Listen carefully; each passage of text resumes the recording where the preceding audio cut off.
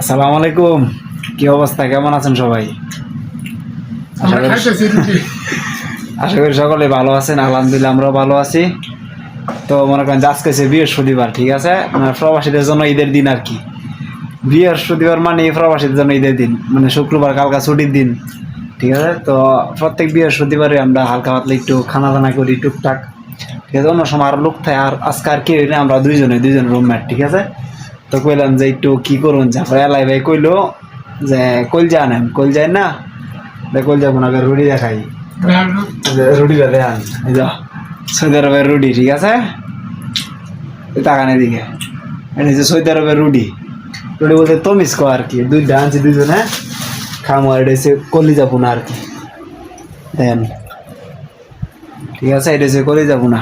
তো এটাই কালকা ছুটির দিন, ঘুমামো সারাদিন, ঠিক আছে। পরের দিন আবার ডিউটি আছে। আসলে শুক্রবারে বন্ধ থাকলে ভালোই লাগে, সপ্তাহে একটা দিন বন্ধ। আলাতুল কাম করলে তো শরীরটা আবার নেই করে, এমনি কি কম আর, ঠিক আছে। তো সবাই ভালো থাকেন, আল্লাহ হাফেজ, দোয়া করেন আমাদের জন্য, ঠিক আছে। সালাম আলাইকুম, টাটা দেন।